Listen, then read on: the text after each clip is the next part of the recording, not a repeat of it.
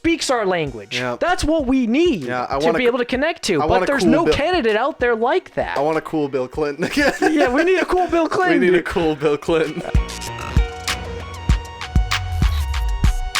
Hello and welcome to another episode of Millenniatic, the podcast, where a couple millennials talk about society, entertainment, and the logistics of life. I'm AJ. And I'm Jason. And this is our 4th episode.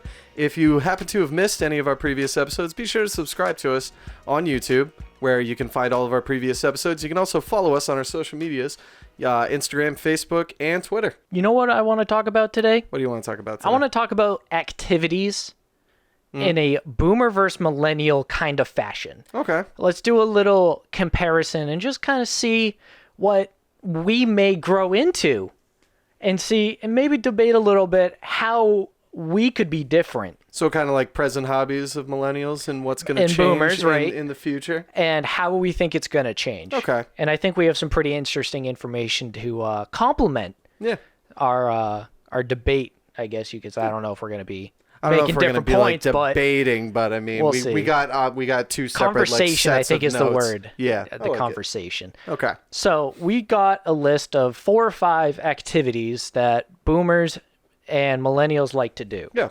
Which one do you want to do first? You want to do millennials first, or you want to do boomers first? Let's start with the boomer. All right, boomers top 5, and I wouldn't say these are in any order. I just found a list, and here they are. So gambling. I think that's funny. I love it. You think of millennials? Millennials really aren't gamblers. Well, I mean, no, because I mean, we've already like hit on this on like a different episode where it's just like boomers have much more disposable income, right? As opposed, like it's astronomically larger. So it's just like, what are they going to do with that disposable income? You're going to gamble it away. Scratchies. Like you have some stuff. Yeah, scratchies, lottery. Yeah. Like it's not just going to casinos. Yeah, like it's not betting on the horses either. Yeah. It's not just that. How often do you go to a convenience store and there's a fucking line of just people getting scratch tickets? And that's all they're there for. And how many of them are older versus younger? Yeah, it's true. I don't think I've really seen anybody our age go and try to buy $25 worth of scratch tickets. I mean, I've seen a couple like 35-year-old dudes like from like construction or something like that, but that's just about it. I guess. Yeah. I mean, I don't feel like it's as prevalent. No, for sure. Absolutely not. Second one, gardening. Gardening. That's an old timer. Your mom loves to garden. That's a classic old timer. You know, It's boomers true. supporting themselves by growing their own food. And, you know, usually the food you produce is also just better than what you can buy in the grocery store because it's fresher. Which actually, that's something funny because I would actually advocate 100% for gardening. Like, absolutely. Like, you know me, when I used to rent that house, I had a garden in the back. And I absolutely loved it because you're making your own food. Yep. Like, a huge issue with, like, today's climate is the food crisis. Yeah. And it's just imagine how much, like, better for the environment and better for food in general if everybody was, like, even just had, like, a small garden, just a tiny thing in their backyards. Like, a little bit of tomatoes. Like, I've said this before where it's just, like, just have a couple things. How much you would save on money, save on environment, save on resources, because it's, like, all that produce that's going to grocery stores and stuff like that, that's being driven there. So, like, I admire that about boomers. Like, absolutely, I do. My older sister has a garden. When I house sat for them, she had me pick cherry tomatoes. You know how annoying it is to pick cherry tomatoes? Dude, you know how annoying? They come out of everywhere. Oh my God, it's the same thing with green beans. Oh my God, green beans. Don't get my mom started on green beans. One year we decided to grow, because green beans have to grow up on like vines or whatever. So we had, I forget exactly how big our garden was, but it was really big.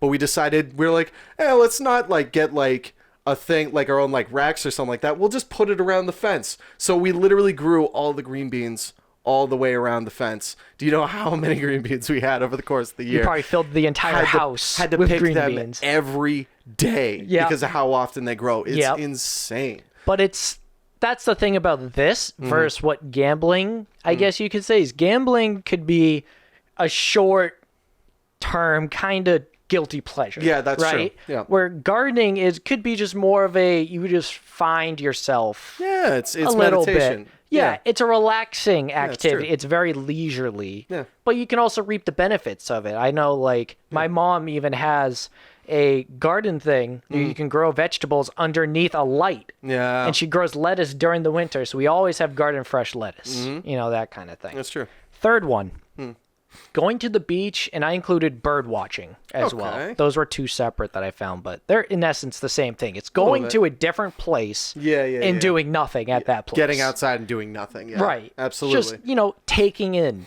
everything. I feel like the same kind of way, like when you mentioned like finding meditation or anything like that, it's kind of the same thing with crocheting. You're really just like doing nothing. You're making something, but it's going to take a long time to do it. And it's just very like numbing in a way that it's like, like kind of massaging yourself. It's repetitive motion, Right. I don't know how to describe that. It's one of those like satisfying feelings you can get. Mm-hmm. There's other ones that I know that are like completely different, right? Because there's the losing, there's meditating, and then there's like runner's high. If you talk about anybody who loves to run, they get that runner's high, they can just keep going. Mm-hmm. I can't find that. I can't. That doesn't exist for me. I hit a wall. I hit a wall. Even when I ran cross country, just walls. Another one that includes going out and doing nothing, but you're watching something, is live theater. Live theater. Live shows. Okay.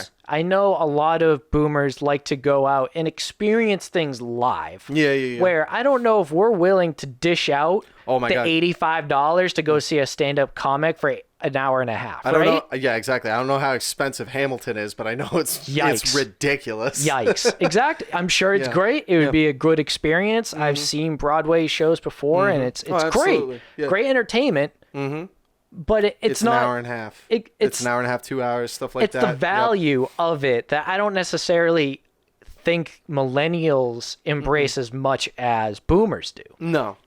It's one of those things where it's like, if you're going to go out to have like a good time, millennials would rather like save money, spend a little bit less, and go to like a bar, go to like a club, go dancing or something like that. Spending time with your friends, being like more sociable at the same time, where it's like I know plenty of millennials who are like absolute like movie buffs. They go to like the movie theater every single day. But at the same time, it's much cheaper, and it's just one of those things where like boomers appreciate the live theater as opposed to the movie theater. Like, don't get me wrong, my dad could literally watch like an old movie and tell me every single actor inside that movie, even just like the extras. He's like, that guy was in this, that guy was also in that. I'm like, I don't even know any of these people's names.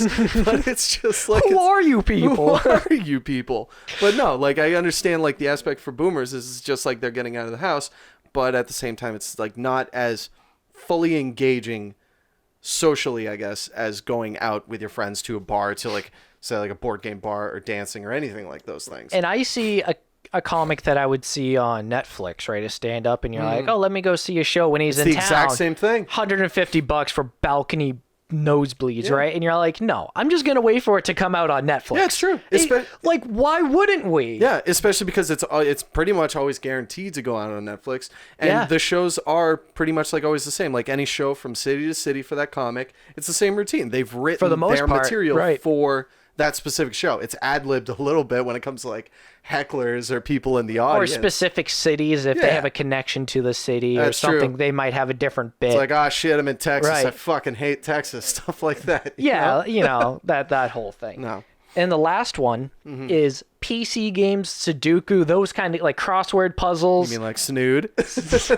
Snood is a little bit different because it's a little bit more intense than like a card game where you can go at your own pace. Snood does have a little bit of a timer. But yeah, it's the same thing. Yeah, exactly. A non-competitive game that they can either play by themselves or just casually. It's kind of like how like back in the day they used to like you'd always like see the newspaper with like the crossword like half finished or Sudoku as My dad has books of crossword puzzles finished. But like now that they have PCs with like thousands of different boards and stuff like that, like thousands of different crosswords at their fingertips, but like that's what they're using it for. There's card game apps that have every game that they could ever want to play. Dude. You know? Yep.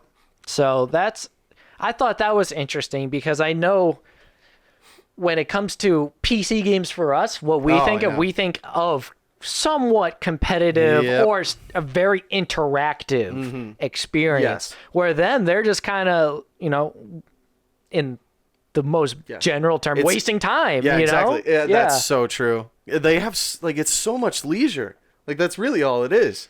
It's like the definition of leisure. They've worked so hard for so many years. They're like, you know what? Doing nothing sounds good. And you know what? I understand that. I was about to say, fullest. I'm like, why? Doing nothing sometimes is the best. I'm like thinking about that. I'm like, why do we torture ourselves? Why do we always have to do something? Why can't we just do nothing? I have no idea. I feel like we're just restless. We are like a restless we always feel like generation. there's something for us to be doing, Yeah. whether it is like impactful to our life or just because we want to do something. Yeah, I know. So those are the 5 that I found for boomers. Now Yep. let's talk about the 5 for millennials you found. Yeah, so I got a couple here. I got stuff like I think like number 1 on most like surveys or anything like that is playing an instrument. Like playing guitar, playing piano, anything like that. Most millennials, not myself personally. I have a ukulele. I barely play it, but I know a couple chords, but that's just about it. But I mean, they like a good majority of them play that. Same with art. Like a lot of people like to draw. Like millennials love to go to their paint nights. Those ladies love it. The wine and paint, whatever you call them. Yeah, absolutely. But it's something like constructive. That's the thing. Millennials feel like they always come out of it with something. They want to like feel accomplished is more so Exactly. what it is when it comes to like your activities that you're doing. But one thing that I feel like growing up as like a millennial is just like that sense of jack of all trades, master of none. You know what I mean? Have you ever like heard that expression? Because that thing fits me to a T. Was just growing up, picking up something, being able to like do it well enough to like be able to like get by, like skiing. I learned that in like a week, and I was already going down black diamonds. But it's like I didn't make it into like a passion. You know what I mean? Right. Like there are like so many little things that I do, and I still do. But they're not like 100% because like they're not fulfilling after a given amount of time. It's a grind after a while. And it feels like work. Yeah. So another one that, speaking of grinds, another one that I have is gaming. Right. So what was like a really big thing about like so kids growing up in like say like the 80s or 70s or in our generation when it came to playing an instrument or wanting to do art, and you told your family that you wanted to do that for a living, what was the reaction? No. That's not a real job. No. Not even a little bit. And that's one thing that I've noticed is that gaming has become that. Gaming is a hobby. Very much. Just like everything else, you get better at it the more you play. Right. Like the more you do it. And here's the thing. Esports are now a thing. Twitch streaming is now a thing. Yep. Like, do you know how much like the average salary of like a team, like just a team, like a team salary on esports is? Like not even like a huge one. It's about $3,500 to $5,000 a month. Yeah, the Overwatch League base is I think 40,000-50,000 a year, and then depending on how much the teams want to spend for star players, they can. So some make over. And those star players, they make hundreds like of thousands. Yeah, exactly. Yep. Yeah. Oh, absolutely. And that's not even like counting for like sponsorships. Oh my goodness. Bonuses for winning. But the thing is, with that is everybody thinks they can do it. Yeah, I know. Right? No, it's the same. Where That's what I mean, music versus art is a little different because it's more of a visual thing or it's on an auditory thing where it's like someone's playing the guitar well, it's satisfying to listen to. Yep. If I decide I'm going to bust out a guitar, I've never played one, it's going to sound like crap and no one's going to care. But that's what I mean is that gaming has kind of become like that hobby. Yeah. Like music and art where you're not going to become a rock star. Like, most likely not. Overnight. Like it's nearly impossible You're to not get gonna that become kind a pro of luck gamer either. and that kind of skill. But there are people like roadies, producers, all those like small jobs that still make money. It's kind of the same thing with Twitch. Like, do you know how much people make on Twitch for a single subscription? Like a single person subscribed to your channel if you get a partnership. $5. It's $5 for tier 1. Is the tier 1 subscription. Right. The streamer normally makes about $250. Yeah, like they get half. They get half of it. Right. So you think about it, just like kind of like a low tier Twitch streamer getting like 1,000 subscriptions a month, and that's not considering donations. They're making $2,500 a month.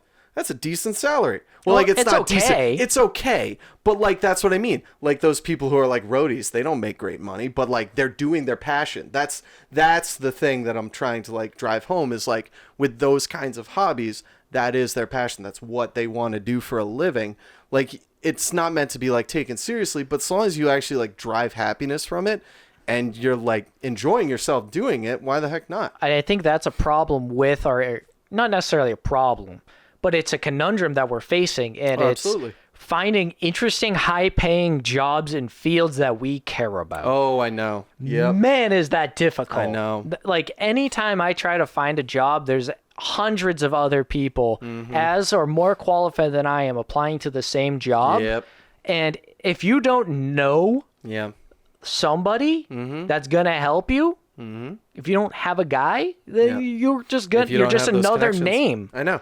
Well, that's the thing. Like as kids and stuff like that, our parents weren't really like so much like cultivating hobbies and structure and social like norms and everything like that. They were just driving home education, get your good grades, graduate, go to a good school. That's all it was. It wasn't so much as like, oh, you need to like build connections, you need to network, you need to do all these other things. But then again, networking just like exploded thanks to the internet and stuff like that. Right, because like, you can network with anybody across the globe if you have their, specific But you name. talk to any boomer, you know what they had instead of like PC like stuff like that? They had a Rolodex. Yeah, Rolodex, filled with baby. all their contacts. Oh, yeah. You know, just written like little like side notes for like why this person's important. A former boss Yep. showed me a filing cabinet full Oh my of God. business cards. I It was love like, it. boom, just full to the brim. And he's like, I will never look at these. Yeah. But this is how many different people I've met. Yeah.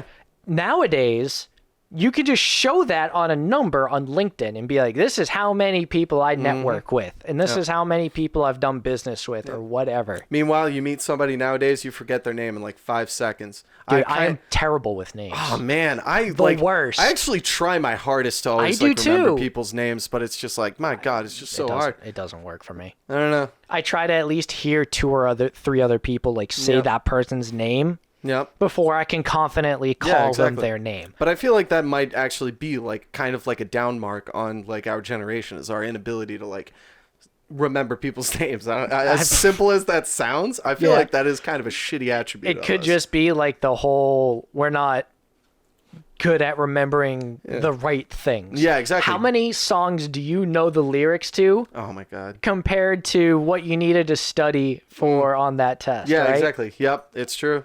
You know, we have all of this useless information running through our heads, and it's because we want it there because it's interesting to us. So a matter of translating that into money and a job is a very difficult thing, and you have to get fairly lucky with it. But it's possible, and that with the age of technology nowadays, you could just be a dude in front of a camera entertaining people, and you can make a living off of it. Yeah, it's true. That's what I mean.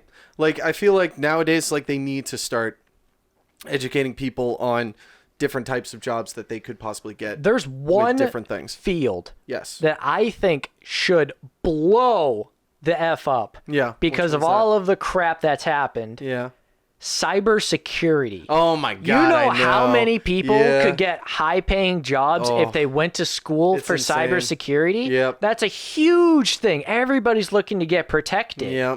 Everybody's looking for that. And just Everybody's been hit. VPNs. I've just had 2 blowing different up. credit card numbers stolen from Oh my me. God, I know. Yeah, me too. So- I've gotten my Amazon account hacked once. Amazon, that was a pain huh? in the ass, Oh dude. It was the my. worst. Oh my. Because it's like you think about it, That's like the worst. all your like credit card information Yeah. is saved on those things. It like actually shows everything. So it's like you get your Amazon thing hacked, all your credit cards are there, and it's like, oh my God, I had to do everything about that one. Yeah. That was such shit. I just feel like because in college, being in like a science field, that was really interesting to me because it like showed how it's just like, even though there are jobs that should be blowing up, they're not, because they're not getting the funding that they need. Because it's like genetics, in my genetics class and stuff like that. Like we were talking about like CRISPR and stuff like that and cancer research and everything. And my boss was always just like, or not my boss, my professor would always be like, oh, like immunology, you should really be going into that because like that's going to become high paying field. But like, it's like, that's going to become. And I'm like, I don't even know if it really will be, because it's like, there's stuff that's not being funded properly or anything like that, because like they have the knowledge to cure all these diseases and everything like that. They're just like, they don't have the exposure necessary to produce those jobs. Right. The money it takes. And if they're not necessarily going to be able to turn a profit and be able to tell investors, look, if you invest millions of dollars, I can get you tens and hundreds of million. A lot of these companies, to make these cures is very expensive. And then either where's the cost going, right? Is it going to the investor's pocket, or is it being put on the people insurances? That's right? the thing. Scientists, they come up with like, so scientists who are like making medicine or anything like that, they come up with the formula, they make the medicine, they sell it off to investors. Those investors are the ones who are going to make all the profit. Pharma companies. Because the amount of money that it gets to like pass like inspection or just drug trials, it costs billions of dollars. So even though it's just been invented, just the actual like tests required, the drug trials required just to get it FDA approved, is they have to jump leaps and bounds, that they have to bring in investors to pay that money, and they're the ones making all the profit. So it's just like, it's crazy. It's crazy to me to think about, because like, who knows like what drugs have already been developed that are still undergoing that long, arduous 10-year process to even get like approved. It's nuts.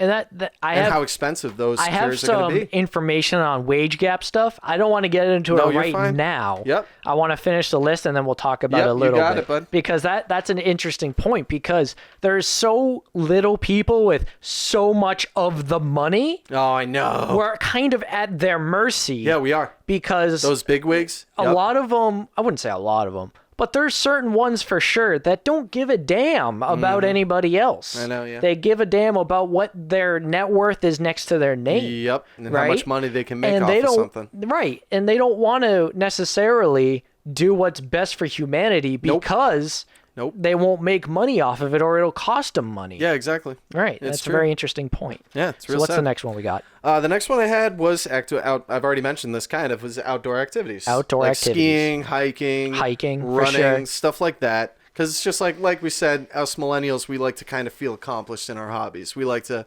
and that's a good thing. It's just like millennials are a lot more health conscientious than the previous generation. We really care about like our tickers. You know what I'm saying? What goes into our bodies and how we take care of our bodies on a daily basis. I feel like is very much a staple or focus point of our generation. Yeah, because that's one that I don't even have written down, is cooking. I feel like a lot of millennials nowadays, like, with the rise of Food Network and shit like that, come on. But then don't even say that with the rise of HGTV and everyone thinking they're a real estate investor or a real estate agent. Don't get me started on that. It's the same conundrum. Everyone thinks they're a chef, but they could put a plate of crap in front of me. It doesn't mean I'm going to eat it. I know. I feel like I bring up this every single week, but those people with like who buy a DSLR camera who think they're a fucking photographer. Right, exactly. It's the same thing. They're like, I'm going to take a picture. I'm going to go on a hike. Yep. I'm going to take a picture from the top of the mountain and then try to sell it. Yep, I'm going to turn it on autofocus. Right, I'm just going to, whatever, you know? Yeah. Like, that's not... Yeah, I know. So, talking about the money earlier, I hate money. We've talked about I hate this, money. both of us but hate I money. have some interesting stats on money, and I want to talk about, kind of transition to, what do you think our future leisure activities are going to be? So I want to get into some stats, and then we're going to talk about it, because man, it could be there's two different ways this could go, right? Yeah. Either all the boomers spend all of their money and there's none left for us and we're kind of shaking our heads in the same spot we are now, they're just 30 years older, or they actually leave us money, and then what are we doing with it? Yeah, which is like, how much money is there even to inherit? So reports say by 2030, millennials will inherit 68 trillion with a T, $trillion from baby boomers. Oh, wow. The thing is, there's less millennials than baby boomers. Yeah, that's so true. The wealth gap isn't going to get fixed by the baby boomers passing. No, because the thing is it's like all that money is still being like, I hate to like bring up the name, but it's, well, all right, I'll say Bezos. Like the Bezoses of the world, they're going to leave that to their children that are they're inheriting their businesses. What are they going to do with that money? Are they going to keep being the 1% and like just do that, or are they actually going to be humanitarians about it and distribute that wealth and try to create jobs? Yeah, it's true. Or are they going to just pocket it and try to buy the biggest yacht they can? Yeah, exactly. I don't know. That's the thing. Well, how is our generation shaped? That's going to be an interesting thing to watch in the next 20 years. And I think a lot of it is going to be not necessarily this presidential election, but the next one. Oh, yeah. I think the next one, you're going to see a lot of who the hell are they? But I like what they're saying. Yeah. And they got a pretty face. Like, I think the one kind of candidate we're missing in this election, not to get too political, Let's go ahead. is a JFK kind of guy. I know. A young kid, Yep. just old enough to be president. Just old enough. You know, I want my handsome kid dude, president. like cute couple. Yeah. Speaks our language. Yeah. That's what we need to be able to connect to. But there's no candidate out there like that. I want a cool Bill Clinton. Yeah, we need a cool Bill Clinton. We need a cool Bill Clinton. All right, Bill Clinton, dude. So, some studies that I found, one was released earlier in November by I don't know what to call them. I'm going to call them a news factory. Okay. New America. Unbiased, unpartisan, just studies.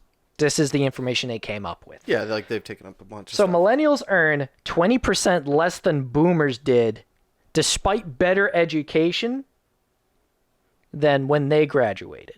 And I think we brought this up in the first episode. Yes, we absolutely have. So 40% of millennials have bachelor's degrees compared to boomers who have like 25% of them. Yeah. So we have 15% more of our generation with 4-year degrees. College degrees. Yep. Whether we're using them or not in the jobs, that's a whole different thing. Absolutely not. But 40% Yeah. of us can say we have a 4-year degree, right? Still making less. So we talked about, the fact that we do get educated, but we don't find the interesting high-paying jobs we need that actually impacts the world. Yeah, it's true. And I think that is a problem. I don't know how that gets solved other than you creating your own jobs. Because like I said, it's really just one of those things where it's like investors, people with the money, they're not creating the jobs that will make that impact. They're creating the jobs with the Amazons, with the streaming services or anything like that. Same with VPNs. VPN is good, but it's like, how much of an impact is that actually making? You know what I'm saying? Like, those things are huge, but that's where all the money is being dispersed. And I think it's completely wrong. It's absolutely wrong. We should be investing in our cybersecurity. We should be investing in being able to become self-sustainable as a country instead of necessarily being super reliable on imports from a country that is, not necessarily on the same page with us, let's just say. Yeah. All of this kind of stuff. Or just dealing with the bull crap of tariffs and whatever that's happening. Things are getting expensive because we're having like a tariff fight where we're just like slapping each other. I know. That's really all it is. But that's the thing. All of our money is being invested into like the military to fight those wars and stuff like that. How much of that is actually being like, I've heard this before where it's just like, how much of that is even being like thrown towards the veterans? You know what I mean? The VA system, for the most part, is hot garbage. Yeah. Most veterans don't use it because of how unreliable it is. Yeah, it's true. It's a shame because they did the greatest service you can, which is putting your life on the line to keep our freedom. And they get treated the worst. Yeah. Other than, the home loan you can get, which is like free, almost free. You could get up to like $400,000. Yeah, exactly. A lot of VA people don't know that. A lot of the articles I read, there were 3 different articles I read from Forbes, CNBC, and Business Insider that used this same information from New America, but they all kind of had different views on how we are in the spot where we are now. Yeah. And one that everybody pointed to because it was the biggest, financial situation in the last 20 years, which is the 2008 recession. Yep. Do you think the 2008 recession is really, we're still feeling lingering effects of it? Absolutely. Oh, absolutely I am. I mean, the thing is like my dad lost his job during that time. That was the big time where like a lot of people were losing their jobs. Like, what was it? Furlough days? Do you remember those? Basically, it was an unpaid day of work where people would just be told not to come into work in order to save company money. Like, that thing was like that existed. Where basically it's just, they could actually do that. It was called furlough days. And I remember my dad having those until like right up until the day where he lost his job, went unemployed, master's degree, working for Radio Shack. Yeah. And it's just waiting for his time to come back up. And it's just one of those things where it's like, that impacted my life in such a way that it's just like it completely reshaped like my your view of my it. view of everything. Right, because we saw all of the damage when 2008. It made a cynic out of everyone. We were 16 Yeah. when this happened. We were in high school. We were dumb. Yeah. Fucking people. We were. Right? We were dumb. We were dumb. And then we decided 2 years later we're going to spend $50K to educate ourselves, assuming that we're going to just, not worry about it. No, exactly, right? But like, we still thought that we could go to college and like actually get jobs out of it when it's just like that 2008 recession fucked everything up. You know? I think a lot of people are afraid that the next one is coming and it's around the corner. Oh, yeah. My biggest thing with why I'm nervous about it is all of the interest rates that have been going on, whether you're buying a house or a car or borrowing money for whatever. Yeah. The interest rates are dirt cheap right now. They are. And that's not really a sign of a strong economy. No. Strong economy has higher interest rates because there's more money and more people are able to afford the higher interest rates because the economy is good. People are making enough money, but they've had to keep the interest rates low. Yep. To allow people to borrow the money to be able to pay it back. Yeah, I know. Because there is such a little threshold between what the average American makes and then what, money that they need to live. And one very interesting thing that I read in a lot of these articles is the fact that inflation has surpassed wage gains through all ages since 1979. Inflation has outpaced the average American worker's wages. That is not good. I know. That is really not good. And then the fact that when they were going to college, it was like $9,000 to go to college. We get $50,000. So we're coming out, everything's more expensive. We're coming out immediately in a shit ton of debt. We're dealt a shitty hand. Which, what sucks is going back to the 2008 recession. I feel like that encouraged me because I've kind of been realizing more and more, like you bring up loans and you bring up interest rates and stuff like that. That is how you build your assets. That is how you build your net worth. Is by taking out loans for a house, for a car. That's how you build your assets. That's how you make yourself. That's how you create monetarily worth. Yes, that is exactly That's wealth. But thanks to that 2008 recession, I was raised to believe to hold on to my money tightly. Yeah. Hold on to it. Buy a used car. Do whatever you can to save money. Just get by on that beater car. Get by on whatever little amount of money that you can. Don't spend. When it's just the key to succeeding is so freaking weird that it's take out loans. Well, it's not necessarily even take out loans. It's not so much. It's but putting it's just, money into something else. Something else that isn't your savings account in your bank. Exactly. Your bank gives you I saw a Capital One bank commercial that was we'll give you 5 times the interest rate. Yeah. And my dad made the joke and I laughed. 5 times nothing is still nothing. And it is so true. You put your money in a savings account, you really don't make any money off of it. No, you really don't. You don't. You need to find ways to invest your money smartly. Yeah. But also, a lot of us are looking for the safe investments. We're not necessarily looking to, we've been made to win scared. big. Yeah. We're scared. We don't want to be in a position where a lot of people were in 2008, where they bought houses and then all of a sudden they couldn't afford it and they're out on the street again. Exactly. All of these, it's a very scary situation that happened. We already said, we're not gamblers. We're not gamblers. We've been made to not be. But you can make a living gambling. You can. But you have to do it right. You absolutely can. So I thought that, for me, one thing that I'm definitely opening up to is being able to spend money to make money. That's actually very true. It's true. But you got to put your money in the right thing. You talk about buying a house. Yep. A house is not an investment. No, it's a savings bank. Yeah, exactly. You're breaking even on a house. Yeah, you are. Think about it. Yeah. You bought a house 8 years ago at the low, $200,000. Now it's worth $400,000. But what have you been paying that entire time? You've been paying principal and interest. You've been paying insurance, which is ridiculously expensive. You pay taxes, which is ridiculously expensive.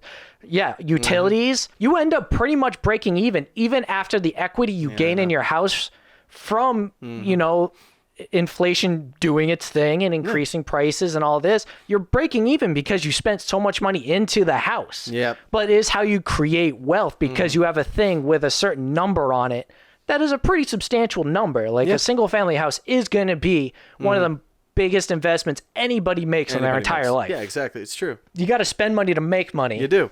But you got to make money to spend money. Yeah. And how are you making the money? And that's the whole fucking vicious circle that I deal with in my head is like, how do I make this money so I can make more money to pay off these things so I can live the lifestyle I want. I fucking hate money. Dude, it does suck. Since there is going to be less millennials, there are less millennials than boomers. Do you think the wealth gap is actually going to get worse?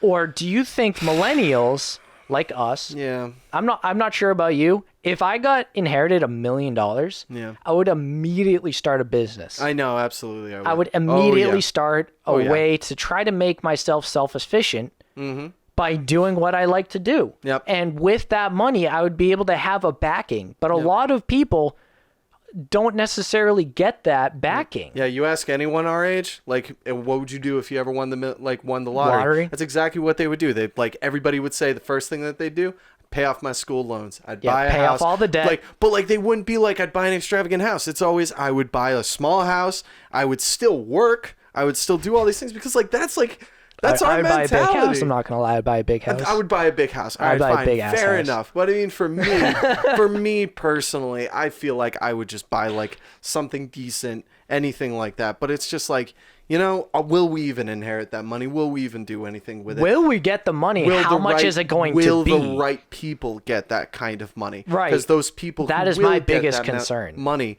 are already raised on the mentality of the past. Right. They're raised by the people who have made all of this money. So are they just going to be clones of them? Or are they going to have their own mindset of, okay, I have all of this money. What can I do with it? Whether it is make more money with it or is it to better society? Well, I feel like we have been seeing more of a rise in wealthy humanitarians. You know what I mean? Like you have, what's his name? Bill Gates. Tesla, Bill Gates, Elon Bill Gates, Musk. But what was that? Elon Musk from Tesla, stuff like that. Robert Downey Jr. All of his money from the Avengers. He's been actually using that to start his own humanitarian society. That's what I mean. You see it grow a little bit more nowadays. Maybe it's just because it's more public. Because I know back in the day they're like, oh, we're gonna have charity dinners for children in Africa. It's is that money even going to those children in Africa? Yeah, how much is it just to pay the dinner just to get the people there to rub elbows because that's how they network. That's all it is. That's how they network. It's their version of networking. They're using it for their own values. But at the same time, I don't know. I try to have less of a cynical attitude, but at the same time, good on you. I will still say, I've already said, it's how do we know if that money is going to even end up in the right hands? It probably won't. All we got to do is sit here and wait for the thing to happen. Whatever the next thing is. Yeah, that's our theme as millennials: is sit and wait. We're kind of just twiddling our thumbs. What can we do? And until we have the breakthrough, whether it is getting that really nice paying job or getting just in the right situation where you inherit the money or whatever. Yeah. It'll be interesting to see how it plays out in the next 20 years. It's true. This was a great conversation to have when we were just trying to talk about hobbies. So, by the way, this was about leisure activities between millennials and boomers. Yep. I meant to get into the wage gap thing. We took a turn. The wealth gap. I mean, it's such a big problem. But that's the thing. It's a leading attribute into the huge difference between boomers and millennials, and it resonates far. So before we leave, yep, I want to ask you. What activities do you think, when you're older, you will be interested in as leisure? Let's try to wrap it up by bringing it back to the leisure thing. By bringing it back to the leisure. So, in 40 years, when you retire, what do you think is going to be your leisure activities that you would be interested in doing? Okay. Well, I feel like a common trend of millennials, because I don't have it on my list of what they would be doing if they had a hobby. If they had the money, they would absolutely travel. I 100% would. If I had the income, I would literally just do road trips around the U.S. I would go off to freaking Ireland. I'd go to my motherland, Sweden. I really, really want to travel Yeah, too. exactly. Yeah, Like, that's a really good point. And I've done a little bit of traveling, but I can't say it's been on my dime all the time. No. And because I'll have to, at this point, I have to pay for my own trips, I'm not going on a trip for a while. No. Well, at least a trip that I want to go on. Yeah, exactly. I think the next one I want to do is Oktoberfest. Or even just be able to, hell yeah, dude. Hell yeah. But I mean, just like, or even just to imagine being able to go on that trip and having the time and the money to actually be able to enjoy yourself. Oh my God. Like, for us, it's like you go on for like a weekend. You're not even going to be able to enjoy yourself, but that's what you can afford, motherfucker. Yeah. At least you're there. At least you're there. So, and you could say you did and take a couple pictures. A leisure activity I think I'm going to be interested in the next 40 years, even though I kind of gave up on it this year a little bit out of mere frustration, is golfing. Ah, yeah. I think both like our golfing. I think golfing is a great leisure activity because all you do is go outside, enjoy the fresh air, and smack a ball around. That's true. You know, you can do it at your own pace. Yeah. And at that point, you can just become a member and just, go. I was about to say 3 times a week or we whatever. might not know where like technology might head, but I mean, like maybe we'd be doing virtual reality golf, but I'd still be golfing outside. I want my outside time. Absolutely. We might be driving around in hovercrafts. Yeah. The golf carts might be hovercrafts. We might actually need to get out of the golf cart. We can just press a button, have the ball get hit for us. But that's I still want to golf. Yeah, exactly. Like I think that would be a fun activity, but with golfing, it does have a cost. Yeah, it does. So if you're not a member somewhere, you got to pay. Yep. And pay. Yep. And then if you want to go to a fancy place, you got to pay more. Yep. Or if you want to be a member, you got to pay. Mm-hmm. Because I'd honestly, I'd probably be skiing if I could. Like fucking, I'd be going like just link it with travel. I would go to the Alps. I would go fucking anywhere, and I'd be skiing all the time throughout winter. Just fucking, I still want to drop from a helicopter, dude, on top of a bare clean mountain. That would just be amazing. That'd be but it's just cool. like, you can't afford those things. Like, you got to actually like put, like if you want to ski for an entire like winter or something like that, that's all you're going to do. Like, that's all your money's going to be going towards. You can't be doing anything else but that nowadays. Like, my brother does that, and he fucking loves it. But, like, that is his life, and he enjoys the fuck out of it. Right. But yeah, that's one thing that I'd probably be doing. The last thing I want to bring up is driving. Because I'm a big car guy. Yep. And I would definitely have the car that doesn't fit me. Old man kind of car. I will have that sports car. You're like, why is that dude in that car? And you already have a terrible back. Good luck getting into right? Those. Imagine 40 years from now, trying to get into like a small ass Lotus car. Like, no thanks. And I would love like a Lotus Evora, something like that. In 40 years, who knows if Lotus will even be around. It would be like an ancient car. That would be like the 69 Mustang of nowadays. 69 Mustang. So think of it, 1970, we're almost 2020. That car's almost 50 years old, dude. Oh my God. Right? It's an antique. That's crazy. It's an antique. It's not a classic anymore. That's an antique. Well, it's just funny that when we brought up activities we'd be interested in doing in 40 years, it doesn't necessarily mean we're going to be including technology. Oh, no, yeah. How resistant are we going to be for new technology when we get older? I feel like we're gonna be the same as boomers are. I feel like it's kind of inevitable, isn't it? We're gonna be complacent in the kind of technology age we're comfortable in. Yep. And we'll just die that way. Yep. That's kind of it. You can already see it with music, like because it's like I still listen to the same music that I've listened to as a kid.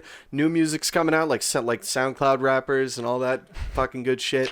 And me talking about this right now, I can already like hear my dad making fun of my music because I'm making fun of their shit. Like, it's the same thing. It's your preference. It's what you grew up with. Right. They even say like when you're like 14. Like, that's, like, the sweet spot of music because, like, that's when, like, music affects, like, your dopamine levels the most. So, like, that's the kind of music that you're always going to be listening to. It's just how it is. It's pretty crazy that, like, music can actually shape you as a human, too. Really depending on the kind of music you listen to. Yep. You can actually, like, have your life kind of evolve around the taste of music that you have at that time in your life. Whether you change from, like, country to hip hop and then dance. Yeah. And then back to classic rock because you're old now. Because you're old now, Right. and weathered. And it's like classic rock now is like Nirvana and stuff. And we're like, that's not classic That's rock. not dude. classic rock. That's not classic. But it's kind of like you're the same thing. Oh, How, wait, like, it kind of is classic rock yeah, at but that this 69 point. Mustang, it's Yeah. not classic anymore like it was when Yeah. we were kids. It Yeah, changes. exactly. Yeah. So, Things get older, things change. but some things stay the same. Some things stay the Some same. things stay the same. Yep. So that was a fun conversation. I enjoyed that was it. a fun episode for me, Yep. especially because I could get into being a little bit cynical. Yeah, you could.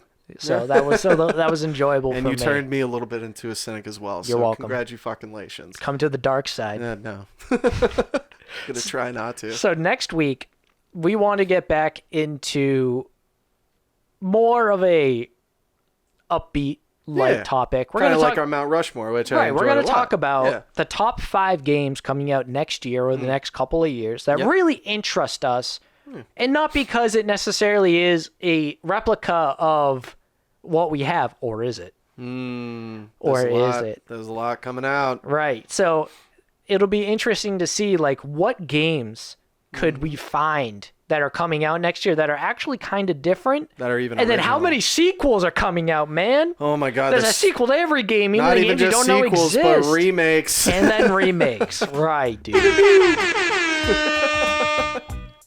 Well, until then, let's get this bread Till that week. and acquire the grain. Have a great week.